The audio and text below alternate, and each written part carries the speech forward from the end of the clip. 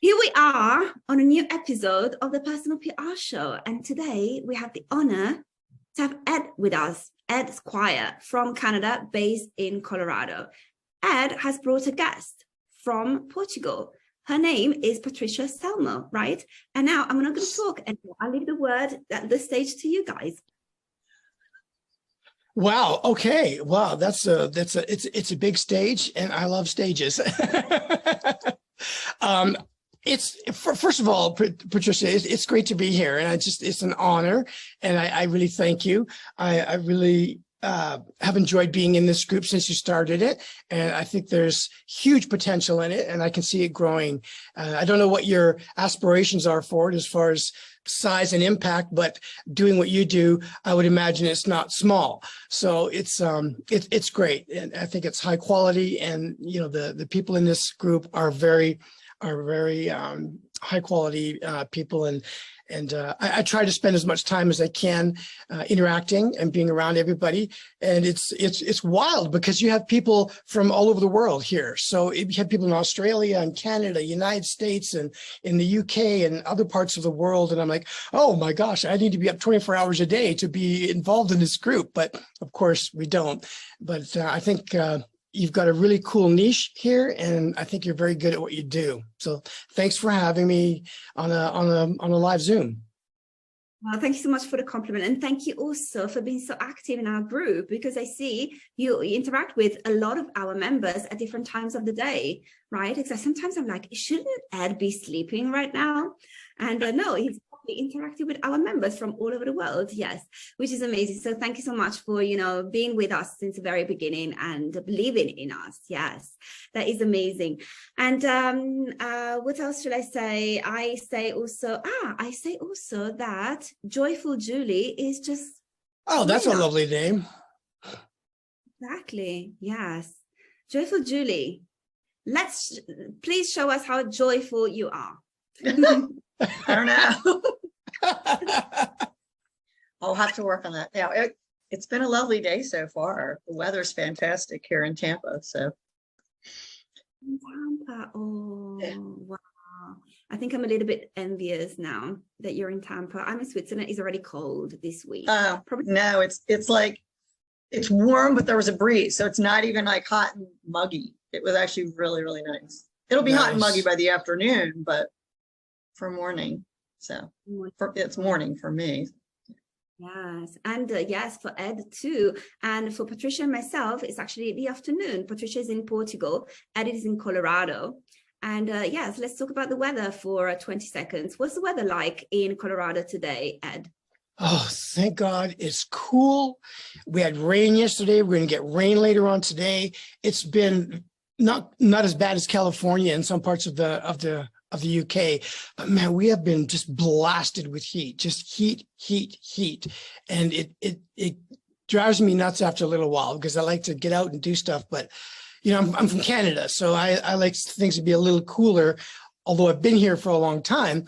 But we are finally coming into fall, but we'll be back up into 90 in a few days. And of course, being from Canada, I understand Fahrenheit, and I don't speak languages like you do, Jessica, but I do speak temperature. So it'll be back up in the 30s in a few days. But it's absolutely gorgeous here today. Nice and cool, windows open, nice breeze, very, very nice. Nice, yes. Oh, wow, enjoy it before it goes into the 30s again. Yes. And by the way, I don't know if you've noticed, but we have just been joined by Shanti, our very good friend Shanti, who takes part in a lot of our lives. So thank you so much for gracing Hi, us Shanti. with your presence. Hi, Ed, and hi, everybody. You reached out to me, didn't you? You just reached out to me yesterday. Did I? Did you? Or maybe, I don't know. I have a lot of people reaching out, it seems, but you are somebody I would like to reach out to. Oh, well, then do. By all means, reach out. Maybe you read my mind. So I love what you're doing, and I work in a related area. So that's by all means. Yeah, let's do that for sure. Wonderful. Thank you. By the way, well, before we get started and talk about video marketing, especially for personal brands and thought leaders, why don't we briefly introduce ourselves, because actually we are all entrepreneurs, personal brands, thought leaders, and I think it will be useful. It will be conducive to our conversation later, right? To understand the background of everybody. Yeah, definitely. Good, awesome. So maybe Patricia, would you like to start? And then at the end of your introduction, maybe you could nominate the next speaker. Thank you. I can do that. Yes. So hi, I'm Patricia Selmo. I am living in Braga, Portugal right now. I moved here 2 months ago from Texas. And Ed and I go way back. We used to work together many years ago. And we always had a really good time. And I feel like we did really good work. They always teamed us up together quite often. So I have been... what do I do? That's always a good question. I am currently in kind of a rebirth, trying to kind of redo my business. I've had several streams of income, and the latest iterations are that I am doing coaching. I was actually a mentor coach for a coach training school, but they told me I couldn't do it anymore when I moved to Portugal. So that was one stream that went away like overnight. And so I'm really starting to focus on my coaching business and working with, I focus on, but I don't always work with, but I focus on marketing towards people who are in some sort of technical field, whether that's engineering or technology, because that was my background. And I know I, for one, was not someone who felt completely fulfilled in that. And so I really want to reach out to people who are feeling that kind of sense of there must be something more, and helping them with bringing that either into what they're doing work-wise, or possibly making a change, but whatever that looks like for them. And so coaching them through that. And my other business is it's called graphic reporting, which I don't know if you've heard of, but I will get hired usually by conferences or speakers or strategy sessions for businesses. And basically what I do is I capture notes, but visually. So it looks like graffiti, kind of like a mural. And so it's amazing. I have to say, Patricia, it's amazing. You're not highlighting it enough, but you're like the Doodly, the Doodly app, the where you have this hand that draws things. I do the Doodly app. She's a graphic artist that just draws powerful images on a whiteboard with the notes and conversations that happen in a meeting. It's really amazing. So yeah, you're very good at it. Thank you. Thank you. And that kind of went away too, because it's very event driven. And so when I moved to Portugal, all my clients are back in Texas. And so I felt again, like I'm starting over. So there's a lot of starting over for me. I do also sometimes bring those two together. So when I'm doing sessions with clients, I'll often bring in like sketch notes so they get a visual representation of what they did in the session, which people usually love. So so yeah, I don't know, that's kind of where I'm at the moment. Patricia, this is amazing. You have to share your links in the comment section of this live, please. Sure. You can find them. Yes, amazing. Thank you. I have to write this down as well. Oh my God, I might need your services. Oh, it's amazing what she does. It's just she's very humble. Wow. Awesome. Great. Well, thank you, Ed, for bringing these amazing people to our community. Yes, patriciaselmo.com. Awesome. Perfect. Thank you so much. By the way, we have just been joined by Pallavi from India. So one more continent on board right now on this call. That's cool. Awesome. So Patricia, hi, Pallavi. Hi, Pallavi. Winner of our intro challenge from last week. You guys noticed there was an intro challenge in the group last week. So she was amazing. She just blew the doors off of my little video. It's just so great to know a little bit more about you. That was amazing post that you made, an intro, by the way, just fantastic. Thank you so much. So much engagement. Yeah, exactly. So Pallavi is our winner. She comes to a lot of lives as well, like Shanti too. So thank you so much for joining us. And Patricia, who should introduce themselves next? Let's do this briefly also, because I see that we're already at 14 past. So maybe let's all take, each one of us, maybe take two. How about Joyful Julie? Because she was right after me. Well, I kind of am doing sort of a reinventing or more of a fleshing out of something that I've been doing but never marketed. But my basic business is Clarity Finances. I'm the financial healer at Clarity Finances, and the services that I've been providing are virtual bookkeeping services. But the additional piece, the financial healer piece, is the thing that I do with my clients in talking to them about the numbers, finding ways to grow their business. You know, it's just kind of always been casual conversation. And recently, people have been calling me wanting the financial healer. They don't even need the So I want to create some kind of an offering. Like, what is my role as a financial healer? How can I describe that to people in a way that makes sense to them, that they, you know, could buy that, you know, type of thing, or hire me to help them with that. So that's basically where I'm at. I love the title financial healer. These are not words that you would put in the same context usually. So well done on this oxymoron. Perfect. Would you like to maybe share your link as well in the comment section of this live? Yeah, or you can do it on Zoom, in chat on Zoom, and then I will copy paste to our Facebook Live. Thank you so much. Okay. Thank you, Julie. Yes, who should go next? You get to decide, Julie. Oh, sorry. So I think that you muted.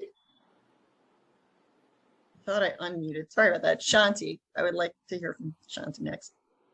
Thank you, Julie. Hey, so I am a multidisciplinary public health professional who became an accidental activist, and inspired by the data on the prevalence of violence around the world, especially the fact that violence affects 1 in every 2 children and 1 in every 3 women.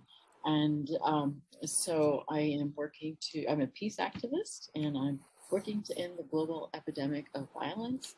And I have specific science-based strategies that have been reviewed by experts, and I'm looking now to scale them globally. I have proofs of concept pilots and so on. And actually, one of my pilots reached 20 million people. So now we got to bring it up to 200 or more million. So, so that's what I do. I bridge the gap between research findings on prevention, which are vastly underused, and putting them into practice on a large scale. Which is awesome and very much needed work. Thank you, Shanti. So I think Pallavi then, I guess, right? Thank you, Shanti.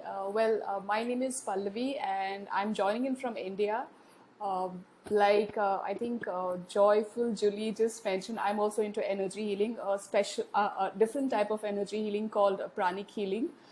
So I ventured into this. So I had a corporate career, and I ventured into this because I had my life which looked full from the outside, but from the inner, if you had to view it from the inner part, then I was lacking so many things. And in that journey, I happened to discover pranic healing, and then that became my mission, purpose, whatever you call it. So that is what I do now. And in that, my specialty is health healing, and also a bit of body sculpting, weight loss, those kind of techniques. So that is about me. I'll pass it on to Patricia. Or she has given her intro already? Okay. Who's next? I think we are done, right? We're done. Thank you so much, Pallavi. Yes, and shall we all hand the stage to our Ed to start talking about video marketing? Yes, Ed, Sure. Let's go. What should we know about? By the way, no, sorry. We talk about video marketing. Tell us about yourself as a person first. Yeah, well, I mean, I think what will be very helpful for people listening is the story and how it intertwines with video marketing and how I got here. It wasn't like I just decided, hey, video marketing would be cool. I think I'd like to do that. I think we all, and after listening to everybody, we all are on a journey of some kind where we try something and maybe it doesn't work out, and it could be a a stepping stone or just a door opening to something else.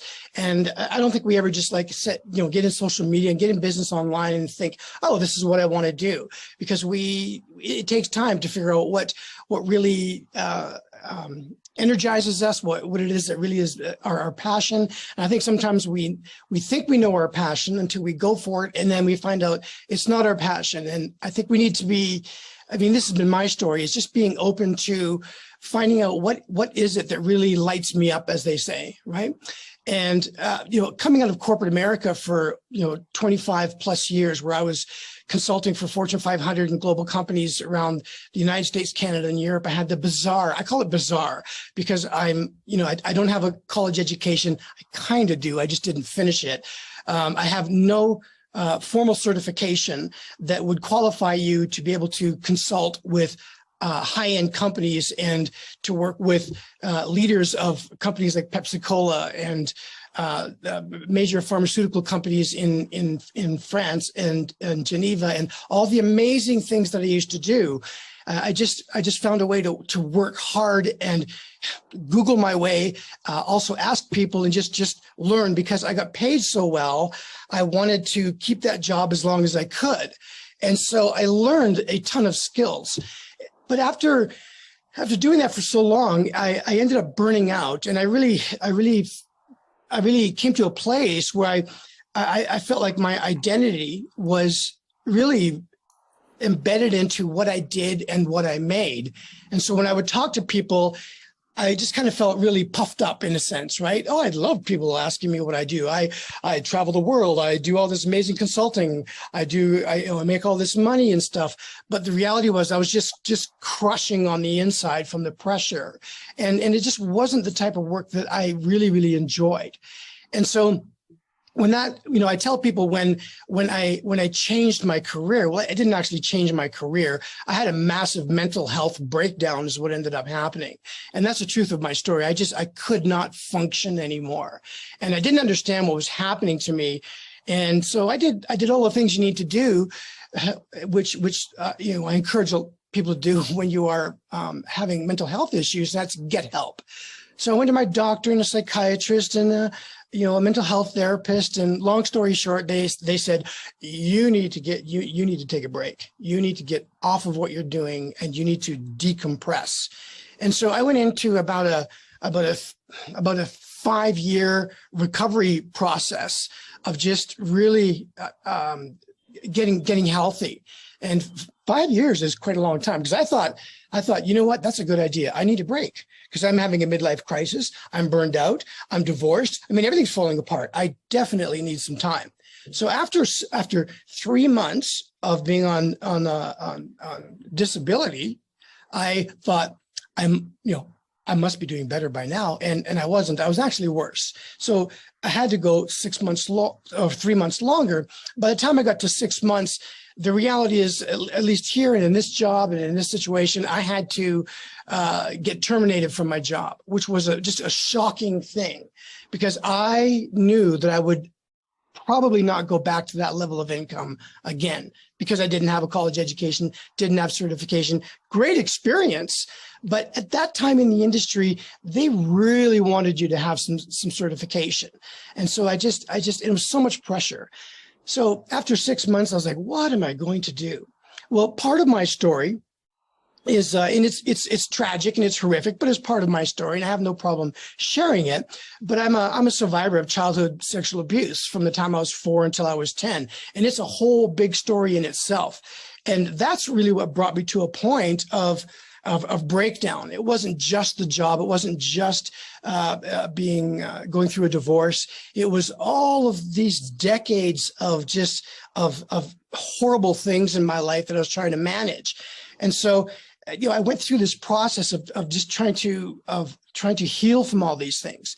Well, during that time, I thought, well, I don't want to lose my edge, in a sense. I don't want to lose my ability to be sharp in business, because I've really learned a lot of great skills. And so with the not the help, but with the, my therapist agreed that I could it'd be okay for me to give this a shot, I started a very small nonprofit, and that's called Me Too, What Now? And what I wanted to do is I wanted to speak out about childhood sexual abuse. And the mission of that company ended up becoming to reach out and support adult survivors of any kind of childhood trauma and abuse. I had many people reach out to me and say, "Hey, Ed, do you help people who maybe weren't sexually abused, and just maybe they were physically or psychologically or emotionally abused?" And I thought, geez, no, I do, but it's not that's not part of the image, right? It's not part of the mission of what I'm doing.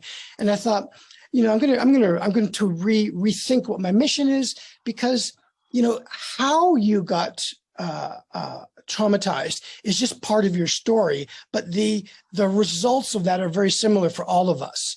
And so I wanted to open up a space where it didn't matter how you were traumatized, but the purpose of the nonprofit was, how can we all help each other recover from the results of being traumatized? And that's what got me into video, which is a really funny, I think it's a funny story. The pastor where I go to church, he's the very good friend of mine today, mentor, very, very sharp in media and filmmaking. And we went for coffee one day, and he said, "Hey, Ed, you should film your story and like put it on YouTube." And I thought, well, that's a really dumb idea, because why do I want to put such a horrible story out on YouTube? I want people to see me as a nice person, not as a traumatized, person that's trying to get their life together. And it was the smartest thing that I ever did. And so I started a YouTube channel, and I didn't have a camera, I never done video, never did media, never did social media. And so he helped to train me in just the basics of how to sit in front of a camera, the basics about how do you operate a camera. What does f-stop mean? What does white balance mean? What does composition mean? And just to make it look good. And nothing I made back then actually looked good. But I found out that just the content that was in it, just me sharing my story, attracted people. And that's what mattered.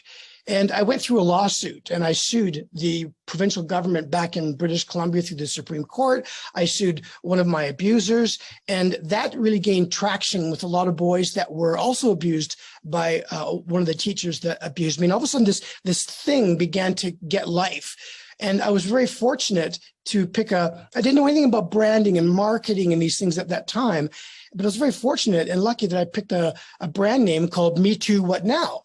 And I looked it up, and I'm like, wow, it's available. And the Me Too movement was just going. But I thought, what now? I mean, that's so great. Me Too, what now? Right? So you identify that you're traumatized. And the next question is, I don't want to stay there all my life. What's the next thing that I do? And so as far as SEO goes, it just got picked up everywhere. And so people that were well established in their organizations that helped people that were traumatized began to reach out, and I began to be on podcasts and asked to speak and all these things, and that went really well. And so I began to just film. I made a YouTube channel, and I just really didn't care what I spoke about. I wanted the boys that I was in elementary school with to see this stuff and just get we all get touched by other people's stories, especially if we know them, right? And so one of my best childhood friends that I grew up with, I mean, this all leads to video marketing, right? This is it's a wonderful story, actually. So one of my best friends I grew up with, we lived on the same street. And he ended up when he was 25, committing suicide. And he committed suicide in a very horrible, horrible way. And so at that time, that really got a lot of attention. And his sister asked me to come and speak at an event in my hometown. And because she wrote a book about him. She wrote me into the book with a different name.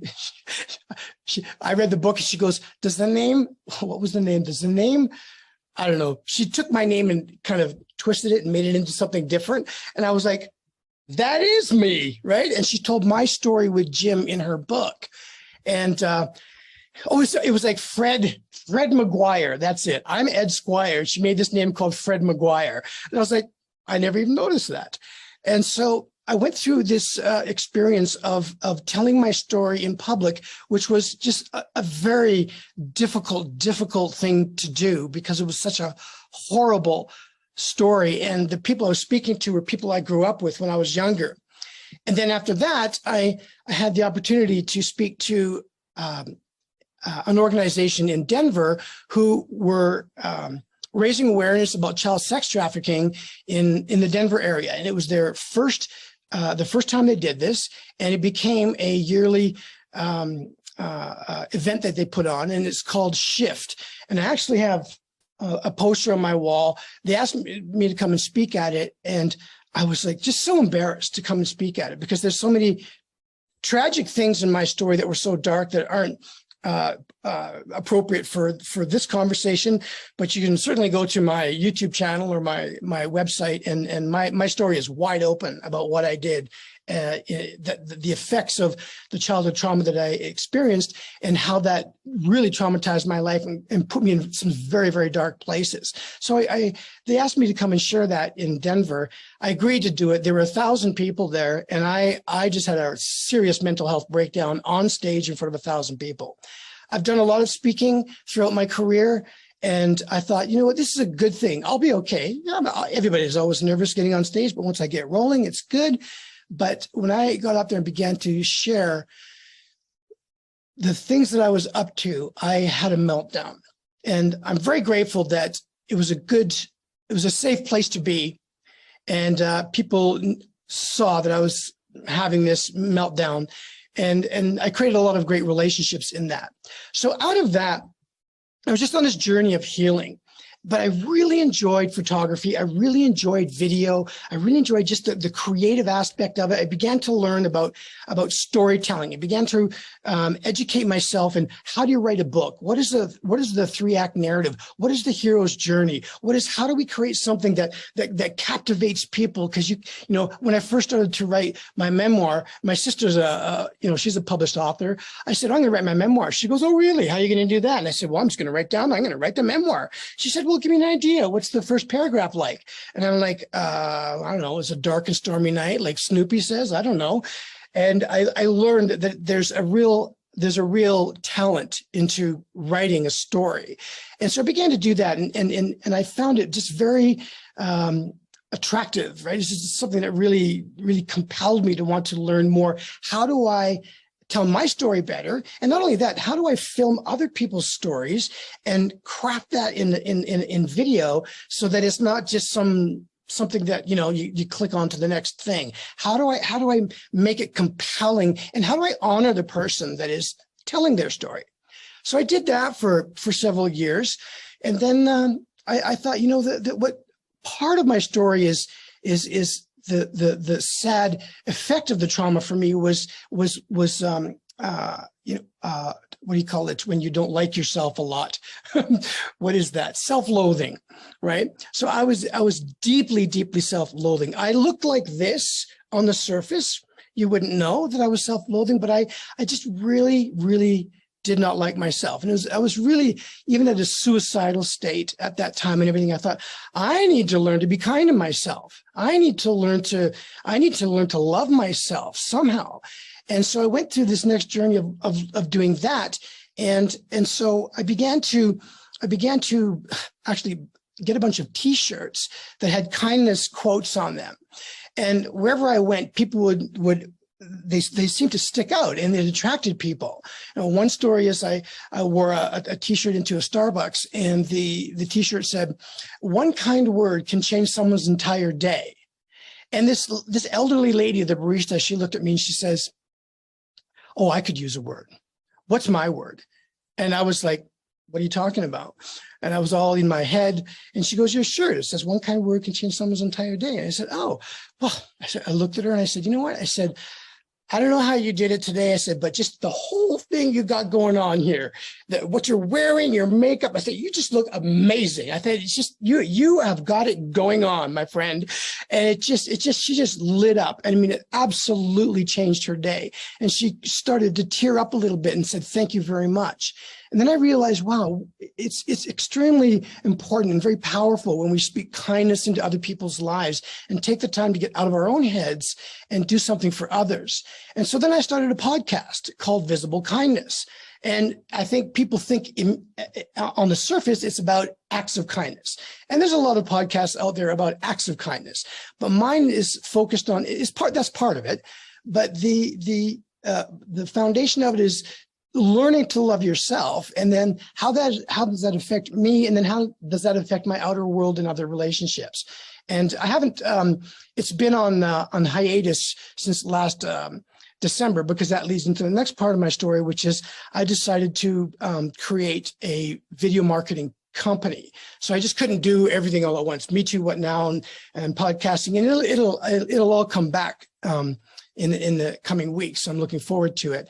And so then I began to, so many people came to me and asked me to create videos for them, whether it was commercial or whether it was Facebook ads or whether it was documentaries. And I began to just purchase all this really great camera equipment and that really can produce high-end quality equipment, and began to study and get mentored by people that were filmmakers and directors and artists. And it was just like, wow, I've just entered into this world. It's just so interesting, and I love, what some of the people have said on this call. We're trying to find our path, right? We try this and then we try that. And if we don't get discouraged, we just allow life to show us the way. We pursue what lights us up. And so, oh my gosh, I look back at some of the productions I've made, and I'm like, I cry myself looking at them because they're just so powerful. And the stuff I like to film is, I'll do commercial stuff and ads, but what I really like is any kind of film, any kind of video that really elevates humanity and gets into what the human condition is like. And then with all of that, squiremedia.com came out, and I thought, I want to teach other people how to do this, because I see so many people putting so much effort into creating videos, and it's not working. It's a lot of work. Making any content is a lot of work, let alone understanding the marketing strategy behind any type of content. And it just so happens that video is by far the most powerful and popular medium to market your business.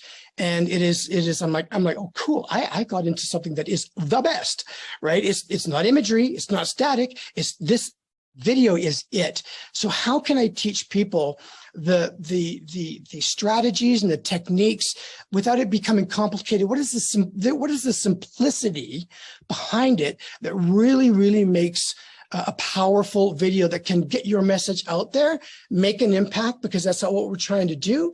And that's where I decided to launch my business, which launched yesterday. So I've been working very hard. Yesterday it went live. So I'm onboarding all my beta students right now. And I will say this one thing.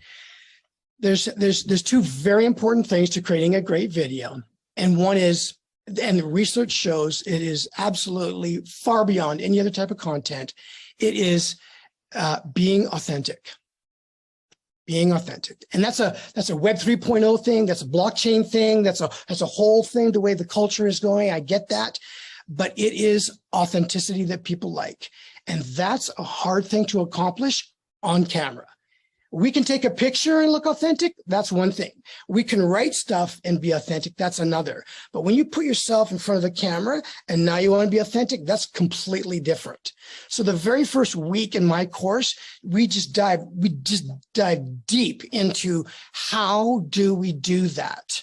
How do we become authentic without trying to sell, without having a motive? How do we just be ourselves? Because as soon as we learn to be ourselves, then that's when we will attract our target audience, which part of what I teach is the marketing aspect of it. How do we attract our audience? How do we do these things? And the second thing is this, according to the research, is that quality of content is the second most important thing. So when you create video, in my opinion, quality doesn't necessarily mean lighting, audio, composition. Yep, you bet. It's really important. I got beautiful lighting, audio, and composition right here, but it is absolutely not necessary. When you look back at that's some of the videos that I made in the very beginning when I was going through my lawsuit. It was horrible composition, absolutely horrible. That's where I learned how to be an audio engineer, because the sound was so bad. I'm like, nobody can even understand what I'm saying because it's just so bad. And so it doesn't matter, but it's one of the most popular videos that I had because I literally started to lose it, because I was explaining, I was going to go to court in the next week. And I'm just talking about this. And then here I am talking about something. Why am I doing this on camera? It's because the purpose was I wanted other survivors to see that I'm stepping into something that is the right thing to do, even though I'm in such pain and I look like an idiot and I'm obviously crying and whatnot, but people loved it. And I didn't make it for people to love it. I made it to make a difference for other survivors, from my target audience is what it is, right? And so that's what I consider quality, is when you learn to be authentic and then you're able to tell your story in a way that people believe you're telling the truth. And that's I'm done. That's what's going on here. And so I don't have a huge following, right? I'm not a big social media influencer. But I've been so blessed and so grateful that because the work that I've done with Visible Kindness, Me Too, What Now, and now Squire Media, is that people seem to trust what I'm doing. They're like, wow, he's doing very different things. Because if some people don't know that I'm in Me Too, What Now, it's a completely different world. Some people don't, it's just, I've got these 3 different avenues of target audiences. And it's a joy for me, because it's not just trauma. I mean, Visible Kindness is just unbelievable, right? It's just such a great podcast. I can't wait to get it up and going again. And I, like, during COVID, if you haven't seen it, I would love to share it with the group. I made a video where I thought, you know what, we're totally in the midst of COVID. What am I going to do? So I went to the local Sam's Club warehouse, and I got a big cake, and the cake said, "Happy birthday to me, Ed." And I got that cake, and I filmed myself getting forks and knives and plates and masks. And I went to my apartment complex, and I got this big sign that says, "Happy birthday, Ed." And I served cake to people in my community that were walking by, and I filmed the whole thing. And it's just, I cry watching it because it's so powerful. Little kids came by and they were dancing and they were singing happy birthday to me. And it was just a powerful video that just showed how can I honor myself for my birthday? Because you need to love yourself. Nothing wrong with happy birthday to me, but I'm giving to everybody else. And the whole production wasn't focused on me. It was focused on, wow, this guy is doing like a lot of effort to go out and bless his local community, right? And so and the composition is not that great. The sound's not that great. You see, this is the thing, but the quality of it is good. The authenticity is just wild. And that is what I'm going to be teaching my students in the course, is how do we find that? And anybody